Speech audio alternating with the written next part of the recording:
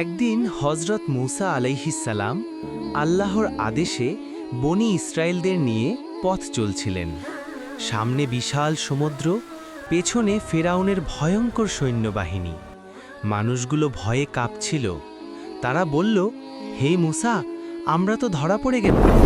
এইরকম ভিডিও বানিয়ে এই চ্যানেলগুলো প্রতি মাসে লক্ষ লক্ষ টাকা ইনকাম করছে, কিন্তু আপনি এই ধরনের ইসলামিক ভিডিও বানানোর জন্য ইউটিউবে অনেক ভিডিও দেখার পরও যদি কিছু না বুঝতে পারেন, তাহলে আজকের এই ভিডিওটি শুধুমাত্র আপনার জন্যই। কারণ এই ভিডিওতে আমি তোমাদের যেভাবে শেখাবো পুরো ইউটিউবে কেউ শেখাবে না, তাই বলছি ভিডিওটি স্কিপ করবেন না। তো চলুন ভিডিওটি শুরু করা যাক। আর এই ধরনের ভ্যালুয়েবল ভিডিও পেতে চাইলে আমাদের ছোট্ট চ্যানেলটি সাবস্ক্রাইব করে রাখুন।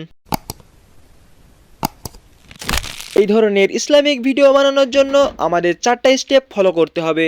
এর ভিতরে 2 নম্বর এবং 4 নম্বর অনেক ইম্পর্টেন্ট। স্টেপ 1, ইসলামিক ভিডিও বানানোর জন্য আপনাকে নবী রাসূলের একটা গল্প নিতে হবে। গল্পের জন্য আপনি বিভিন্ন হাদিসের বই অথবা চ্যাটজিপিটি ব্যবহার করতে পারেন। আপনি এখান থেকে আপনার পছন্দ মতন একটা গল্প নেবেন। স্টেপ 2, 2 নম্বর স্টেপটি ইম্পর্টেন্ট বলার কারণ 2 নম্বর স্টেপে আপনার নেওয়া গল্প অনুযায়ী ভয়েস ওভার দিতে হবে। ভয়েস ওভারটা সুন্দর করে অবশ্যই দেবেন, কারণ আপনার ভয়েস আপনার ভিডিও ভাইরাল করবে। স্টেপ 3, ভিডিওতে ব্যবহার করার জন্য এরকম ইসলামিক ক্যারেক্টার ডাউনলোড করতে হবে। এর জন্য চলে যাব পিক্সার্ট অ্যাপসে। পিক্সার্ট অ্যাপসে এসে সার্চ দিয়ে নেব ইসলামিক ম্যান পেইন্টিং। এবার এখান থেকে আপনার ভিডিওতে যেসব ক্যারেক্টার লাগবে ওইসব ক্যারেক্টারগুলো এখান থেকে ডাউনলোড করে নেবেন। স্টেপ 4, আপনার ভয়েস এবং ইমেজ রেডি হয়ে গেলে এরকম ভিডিও এডিটিং করতে হবে। এডিট করার জন্য ক্যাপকাট অ্যাপস ব্যবহার করব, তাই ক্যাপকাট অ্যাপসটি ওপেন করে নেব। ক্যাপকাট অ্যাপসটি ওপেন করে প্রথমে একটি ইমেজ আপলোড করে নিব। এরপর অডিওতে ক্লিক করে আমাদের দেওয়া ভয়েসটি এখানে আপলোড করে নেব। ভয়েসটি আপলোড করার পর ভয়েস অনুযায়ী আমাদের ভিডিও এডিটিং করতে হবে। এর জন্য আমরা প্রথমেই একটু ভয়েসটি শুনে নেব। ভয়েস অনুযায়ী আমাদের এখানে একটা ইমেজ আনতে হবে, আর ইমেজটি আনার জন্য আমরা অ্যাড ওভারলিতে ক্লিক করে দেব। ক্লিক করার পর আমাদের ডাউনলোড করা একটি ইমেজ এখানে নিয়ে নেব। এরপর ইমেজটি হাত দিয়ে ধরে কাস্টমাইজ করে এখানে বসিয়ে দেব। এবার ফার্স্টে একটা কিফ্রেম অ্যাড করে দেব।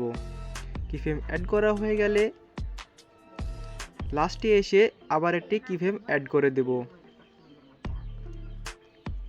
এবার ইমেজটি ধরে একদম সামনে নিয়ে এসে বড় করে দেব।